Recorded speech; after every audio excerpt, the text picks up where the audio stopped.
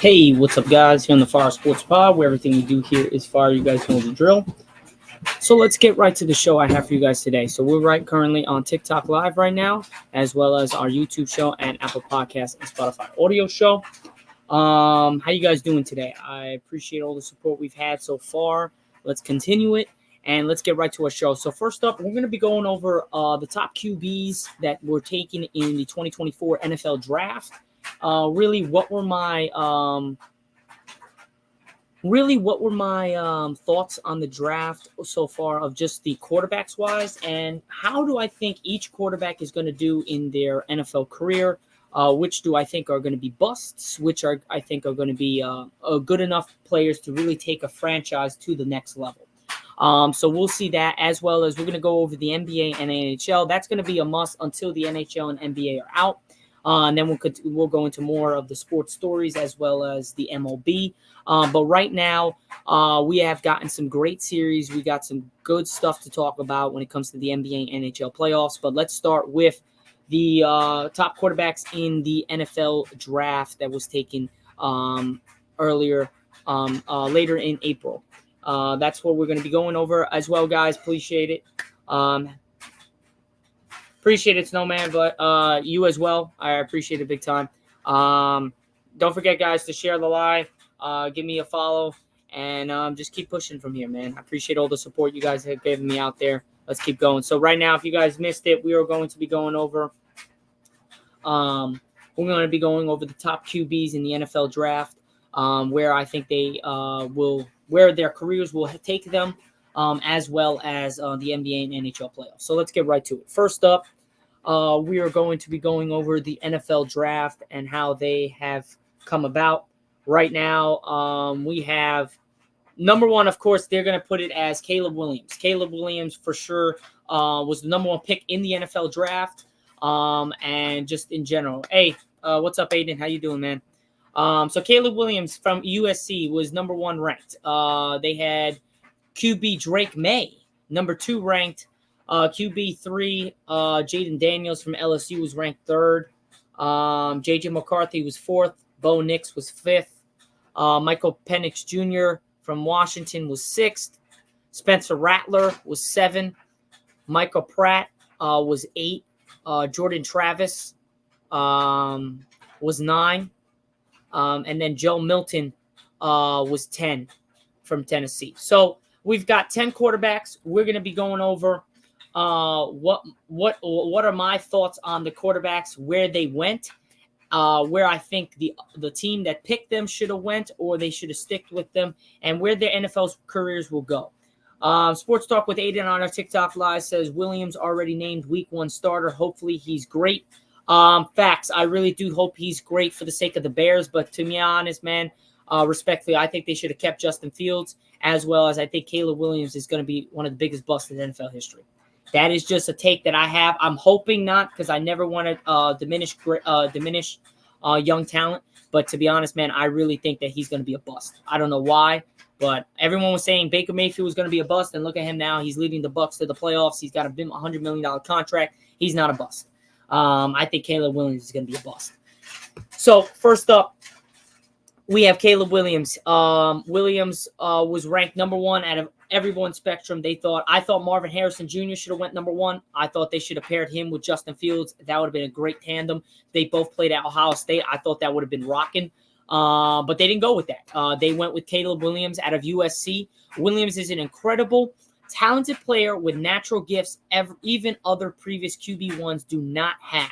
His issue are more from a lack of consistency and the ability in any area. This is a QB with a franchise-changing talent that is worthy of a number 1 overall selection. But for me personally, I don't think he is going to be the best overall selection for the Bears. I think that the Bears should have went wide receiver, kept Justin Fields, because Justin Fields, I thought, was an overall better quarterback. Just the way I could be biased because he was an Ohio State Buckeyes quarterback. But, man, I really thought that Caleb Williams was much better. Justin Fields was a better suit for the Bears. And then they had Keenan Allen more. You add freaking Marvin Harrison to that. That's ridiculous. Don't forget, guys, share the live. Invite more of your friends over. It's a big support. Keep it up. So yeah, they did a 3-year grades and scouting report available on the PFF big board. They had him at number 1 ranked. I personally think that the Bears made a mistake. I could be totally wrong, ladies and gentlemen, and maybe I am. We never know. A lot of the NFL guys up there could be wrong as well. You never know. But for all purposes, I say QB Caleb Williams should have been a Bear. Should not be a Bear. Shouldn't have got picked. I thought Justin Fields got really diminished, and I thought that they could have picked him, put him in that position with all the wide receivers that they got and the offense that they got behind him now that Caleb Williams has. Now, moving on from Caleb Williams, we go to quarterback Drake May of North Carolina. He was the second best quarterback according to the PFF big board rank. He was third, actually. He was third. May's arm talent alone puts him in the first round and top 10 conversation, though his ball placement and decision-making, including sacks taken, needs improvement. He has all the talent tools you want to be as a franchise QB. I would definitely take that as well. I think Drake May was a great talent. I think he deserves. I think he's going to be one of the best quarterbacks in his draft. I think Jaden Daniels is going to be the best quarterback in his class. Again, I could be wrong, but that's how I feel. That's really just how I feel. But we'll go into detail about where I think Drake May went number 3 to the Patriots. I think that was the best fit for the Patriots. Just understanding that they had a guy like that, Tom Brady. I think Drake May is a little bit like Tom Brady-esque, just a little bit bigger and stronger and more of a power guy. I got a bigger arm. I think they did well. And Bill Belichick's not there, but they shipped Mac Jones off to Tennessee to back up, or to Jacksonville, one of those. But Drake May, man, he's gonna do stuff in New England. I think he's gonna be a great quarterback in New England. So I'm really high on Drake May. Jaden Daniels went to Washington. I think that was the biggest pickup for them. That was a great pickup to take Jaden Daniels. And a lot of people are saying he's too small or too skinny. I'm sorry. I don't think that's gonna work. I don't think that's a bad thing. Yes, obviously Zack, he's too skinny, can't hold his own. But I think Jaden Daniels is gonna do pretty pleasantly great with the Washington Commanders and their offense that they have there. Daniels' rushing ability and fundamentals give him a high floor as a player who can put a ton of stress on a defense. His arm talent is good enough to give him a decency high ceiling and makes him a worthy first round to make. So I would have Caleb Williams. They're going to pick him 1. I think Caleb Williams is the best. I would say Jaden Daniels is at 1, Drake May at 2, Caleb at 3, and then you have J.J. McCarthy at 4 from Michigan. He was picked 10th overall in the draft by the Vikings. Remember, they got rid of Kirk Cousins. They got Justin Jefferson, number 1 wide receiver for him. I think he's going to do pretty well in Minnesota. I think Minnesota is perfect for him. You need that number 1 deep threat, and that definitely gives J.J. McCarthy that definite number 1 deep threat in Justin Jefferson. And I think Justin Jefferson is going to do wonders with J.J. McCarthy, especially on those quick slants and those little out routes. It's going to be all day easy money for J.J. McCarthy to hit him because Justin Jefferson's still the best receiver in the league. Yeah, he got hurt last year, but he's still the best receiver in the league by far. I think him and everybody else, him and CeeDee Lamb and Tyreek Hill, the three best wide receivers in the NFL. That's how I think it's going to roll with. Then I would keep J.J. McCarthy at 4. I'm going to probably put Bo Nix at 5. I want to put Michael Penix Jr. at 5, but Michael Penix Jr. is not going to be the starter. Bo Nix most likely will be the starter for Denver because they shipped off Russell Wilson. Now, again, Zach Wilson is there to compete with Bo Nix for the starter for the Broncos, but I do think Bo Nix is going to be the starter. I don't think Zach Wilson will be, but maybe they let Bo Nix sit a little bit during the first year under Zach Wilson. Again, Zach Wilson was under Aaron Rodgers last year, so maybe that might be a reason for them. But I don't reason why I don't put Michael Penix Jr. a little higher over Bo Nix at 5 is because Michael Penix Jr. is backing up Kirk Cousins, and I think that was one of the worst picks in NFL draft history. It's been a while since it was that bad. I think those were one of the biggest, one of the worst picks in a while. But again, J.J. McCarthy is not a finished product, but he is growing quarterback with experience in a pro-style offense and good tools, physical and mental, to be a starting QB in the NFL, especially for Minnesota. He's on the John Harbaugh. That's the best coach you want to be against if you're trying to go into the NFL. Bo Nix, Oregon. Nick's experience manifests in the form of a pre-snap reads, play under pressure, and avoiding negatives. His footwork needs to be more disciplined. He will take some time to really read progressions better in the NFL, but he is a QB with a starting caliber tools in his arm and his legs with added out of structure playmaking. Like I said, Bo Nix, he's something. He's got some good talent. He's gonna be good. I just think his age is gonna play a part. He's a lot older than everybody in this draft. So I think it's going to play a part. But that's why I think he might not start as soon as they get him. But I think he's going to be their starter for this foreseeable future for the Broncos. They picked him 12th. I think they got to start him. What's up, Darvin? How you doing, man? But yeah, we moved to Michael Penix Jr. of Washington. I got him as the sixth best quarterback in this draft. I thought he could have been better suited somewhere else, not in Atlanta. Again, Atlanta signed Kirk Cousins to a fucking monster deal. It was 180 million, 100 million guaranteed. It was ridiculous. And then they picked him not to help Kirk Cousins, just to have a younger quarterback behind him. I get it because of the Achilles injury, but the only thing that's holding Michael Penix Jr. from the top 5 guys is the injury history, and that's why he didn't go first. But I think he's got a lot of upside, and I think he's going to be really good in the NFL.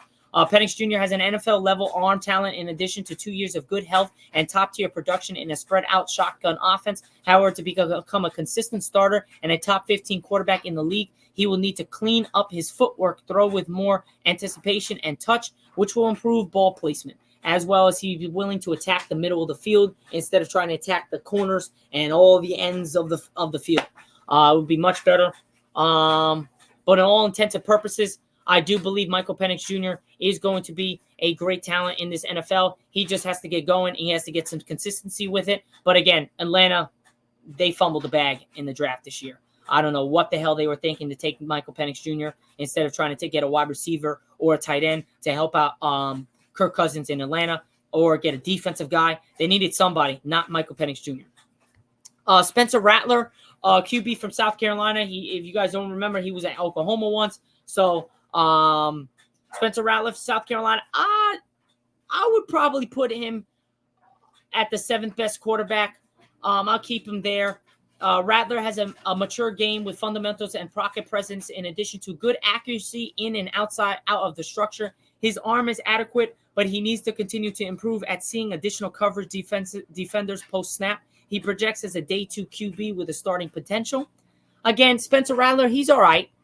He's not bad. But at the same time, it's like, all right, yeah, we're good. But it's like, I don't know, man. I really don't know. I think there could have been much better ball placement. It's pretty sad to see. But again, you never know.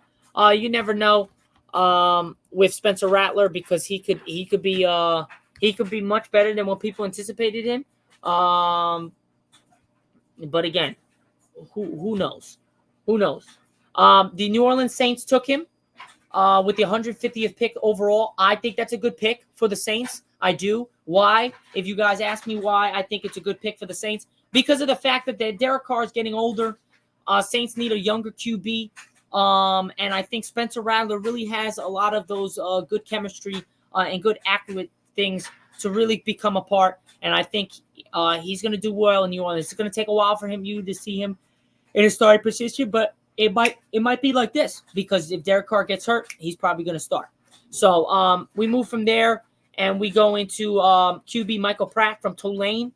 I would probably put him at the 9th best. But we'll go into what makes him good. Pratt's clean fundamentals and impressive touch throws make him an intriguing quarterback, even with smaller measurables. His arm strength limits his ability to push the ball vertically, but he has a good enough feel for the game to a gamer, a potential starter label. Again, Michael Pratt, he's all right. I don't think he's great, but I do think he can do something. But again, I don't think he's all that. But again, you never know. A lot of these guys could be bad at first and then surprise. So you never know. You really don't know. But again, Michael Pratt, I don't think he's that crazy. But again, you never know. I think he could be great. He could be good. But he doesn't have to be. I mean, it really just depends on whether you're good enough to get him. And I believe he went to Green Bay to back up Jordan Love. I don't know. I mean, it's going to be a while till you see Michael Pratt, if you even see Michael Pratt in an NFL uniform, suit up. But he's all right. Jordan Travis, Florida State. That was the big discussion last year in the college football playoffs when he got hurt. Florida State got snubbed from the playoffs, and then they talked all this crap, and then they played against Georgia, and then Georgia kicked their ass because none of the guys wanted to play because of some bull crap. I don't know why they didn't want to play it. If you would have proved them wrong, the committee wrong, and you would have beat Georgia with all their starters in, then you're looking at all right, well, maybe you guys should have been in the playoffs. You know what I mean? But it wasn't their time. Jordan Travis is a good athlete, a top competitor, and a QB has great intangibles for out of the structure plays. His follow-through fundamentals are a mess, likely due to him needing more power on most throws, which leads to inconsistencies. He's a development quarterback who will be a fan favorite no matter where he goes, likely on day 3. Again, he was the one that got hurt. I think he's one of the best quarterbacks in this draft if he didn't have that injury, and that injury really was the reason why they kind of pushed him to the side. But again, you never know. I think Jordan Travis is a good enough player. But man, that injury was really gruesome. But the Jets took him. And I think that's a good pick for the Jets. Backing up Aaron Rodgers, I don't think that's a bad pick. I think he can learn under Aaron Rodgers. He has got a lot of Aaron Rodgers-esque ability. And really, I think Jordan Travis could be one of the best quarterbacks in the NFL as the future goes on. I believe in Jordan Travis. I think he's that good of a player to be at that level. And then you finish out with number 10, QB Joe Milton, the third from Tennessee. Milton has an NFL level tools, but lacks the progressing instincts and accuracy to be considered a potential starter. Again, I don't think he's that crazy. He could shore up a lot of things. But again, a solid pick. Whoever picks Joe Milton, he's got some good potential. He can run the ball. I think he's got some good potential. But again, you never know where Joe Milton will go and how well he's going to be just in general in the NFL. But I'm just looking up who picked him because I really don't know who picked him. New England actually picked him, selected Tennessee quarterback Joe Milton III at number 193. Wow, so they picked Drake May and Milton. They're probably going to both compete for the starting job. Most likely May will win it unless Milton shocks everybody. But it looks like Milton will probably win that. But that was pretty much it for the NFL draft rankings for quarterbacks-wise. We are going to be moving on to the NBA playoffs and NHL playoff brackets. Right now, if you guys see, we have some great series, man. I'm going to share my screen on my show here right now so you guys can take a look. But, man, we have some great series so far. I think it's been one of the best playoffs in a while. And, yes, I'm saying that, and I'm a LeBron James fan. I'm a Lakers fan. And you're without Steph Curry, LeBron, and Kevin Durant in the didn't make it past the first round. Steph Curry didn't even make it past the play-in tournament. And I'm saying this has been one of the best playoffs for a while because it's so competitive. If you look at it, all right, you might say, all right, well, that Heat and Celtics series was really bad. Well, really, it wasn't that bad. If you put Jimmy Butler back in the lineup, I think the Heat give Celtics a problem, and you might see an upset. But do I think? I think it was a much better series than people put it out to be. Cavaliers Magic, that was one hell of a series. It went to 7 games, and the Cavs pulled it out, and they were down by 18 in that 7th game. Pacers Bucks. Bucks had nobody healthy. They were injury prone. That was pretty one of the worst series, I would say. Knicks 76ers, that was a juggernaut series. Yeah, Knicks 1-6, but man, all those games really came down to the wire. That was a hell of a series.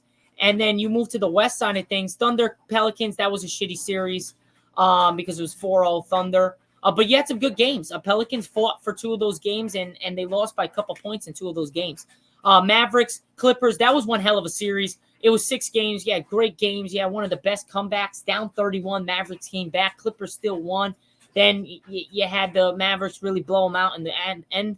Timberwolves Suns, that was a shitty series. Timberwolves just demolished the Suns. Lakers Nuggets, yeah, you might say Lakers lost in 5, but that was a great series. We had the lead. We had the lead literally almost the whole series of minutes wise. We just couldn't close it out. That was one hell of a series. You could say what you want. Defending champs versus LeBron James and Anthony Davis. You can't ask for a better series. I think that was one of the best series of the playoffs so far. And yeah, it only went 5 games. That just shows you how good we could have been, the Lakers, if we would have beat the Nuggets. And now you look at the series of right now. We got 4 series going on. We start in the East. Saturday, 8:30 p.m. Eastern time on ABC. The Cavs just blew out the Celtics last night in Boston. I said I was going for the Celtics to win that game, but I said if the Cavs want to make this a series, they need to win this game, and they showed. Mitchell, Garland had one hell of a night, and they are going back to Cleveland tied 1-1. So we'll see what happens on ABC on 8:30 p.m. Eastern time on Saturday. That is going to be one hell of a game in Cleveland. And then you move to 7 o'clock p.m. Eastern time tonight on ESPN. You have the Pacers and Knicks.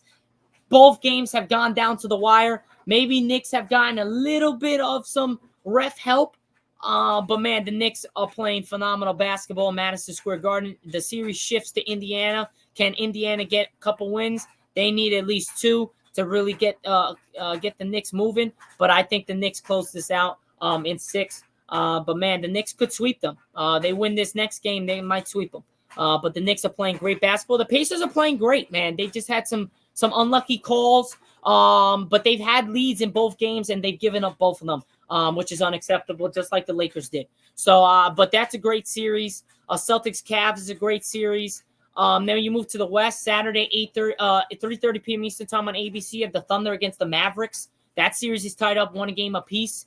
You had the Thunder blow out the Mavericks game 1. Luka came back and dominated. P.J. Washington had a career-high 29 points. Mavericks win in OKC to tie up the series 1 apiece to go back to Dallas. That's one hell of a game and one hell of a series it's going to be. But, man, the Timberwolves and Nuggets. Who would have thought Timberwolves got the win by 7 game 1? You thought maybe Nuggets was going to come back and really put some pressure on it. That was the complete opposite. Freaking the Timberwolves demolished the Nuggets in game 2 in Denver. And now it's heading back to Minnesota, where the Timberwolves can freaking win 2 straight games, and they sweep the defending champs, just like the Lakers could have did. If you guys actually are not bogus fans and really have watched the games against the Nuggets, we could have swept them. We could have won in 5. We could have won in 6. We could have swept them. But we couldn't get the job done. The Timberwolves are doing what we couldn't do. Close out games. Have a lead, keep the lead. Close them out. And that's what happens when you got a young mixed with veteran team that the Timberwolves have. And the Timberwolves have that Anthony Edwards dog. That man is a beast. MVP type playoffs. I mean, this guy right now, if he was doing this in the regular season, he probably won MVP over Jokic. But Timberwolves are up 2 games apiece. 1 game was great. The other game was pretty ass. This is tonight on ESPN. I think the Nuggets. I think the Timberwolves win again, man. I said Timberwolves in 6, but now, man, I'm riding with the Timberwolves. But I think the Nuggets are going to bounce back tonight. I really do. I think the Nuggets bounce back tonight and get that 1 win that they desperately need. But if they go down 3-0 and if the 4th game's in Minnesota, they're going to get swept, and it's going to be problems. But again, I'm sticking with Celtics, Knicks, Mavericks, Timberwolves. I would love to see Cavs beat the Celtics and Knicks stay winning, and then that will give the Knicks a much better, easier road to the finals. But that's where I'm going, and we'll see what happens in the near future. But we're moving on from the NBA, and we're gonna go into the NHL, and the NHL's got some hell of a games and hell of a series, ladies and gentlemen. I mean, holy shit. These series are ridiculously good. So right now, first off, we got some dogs here, man. We really got some great games going on. First off, we had Dallas. They were up 3-0 against the Avalanche in game 1. They lost 4-3 in overtime to the Avalanche. Then last night, they were up 4-0.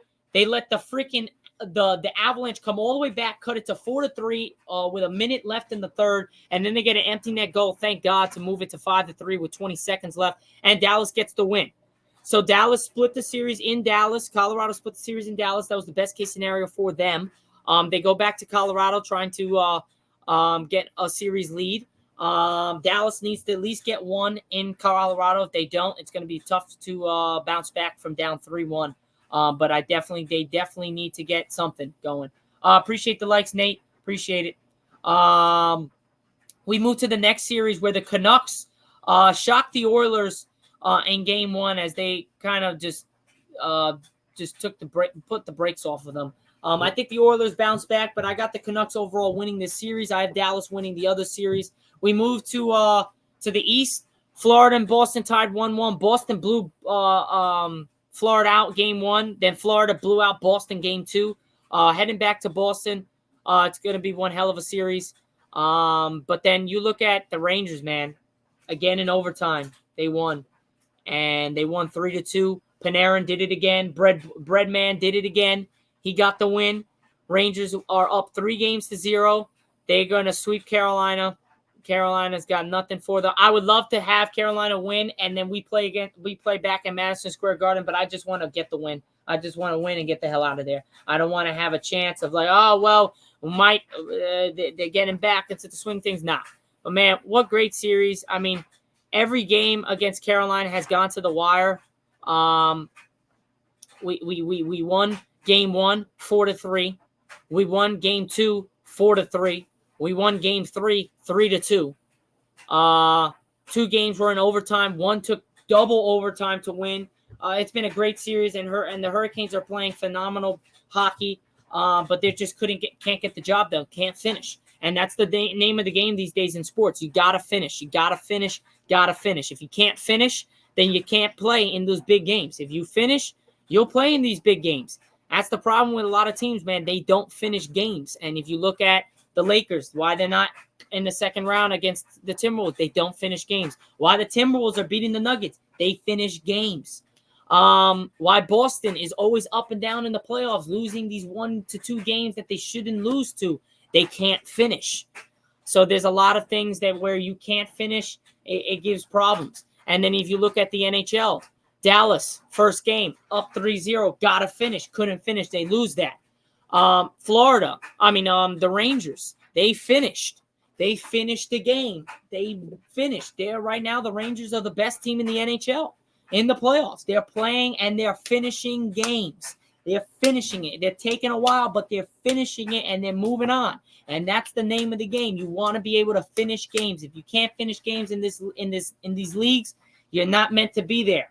And that's why people get early exits. That's why last year the Bucks got an early exit. That's why this year the Bucks got an early exit. Barring the fact that they did have injuries, but you look at Winnipeg. Winnipeg had some games they were up. They couldn't finish it. Avalanche win 4-1. Predators, they played much better than the Canucks. They couldn't finish games. Toronto, same thing. But it just is what it is. But other than that, guys, that is pretty much it for my show here today on the Fire Sports Pod. I'm your host, Zack Jackson. We had a great show here on episode 17 on season 3. We're gonna try to get a lot of people on this show for the summer. Starting now, next week is gonna be starting the grind. So stay tuned. We're gonna have a bunch of people on in every week. So I'm gonna get my best to get some special guests on every show, Monday, Wednesday, and Friday. So stay tuned, guys. here on the Fire Sports Pod. I'm your host, Zach Jackson. We had a great show for you here today on Friday afternoon. Enjoy your rest of your Friday afternoon. Happy Mother's Day to everybody out there, all the mothers out there. Happy Mother's Day. And have a great weekend, everyone. Peace out. Catch you guys later.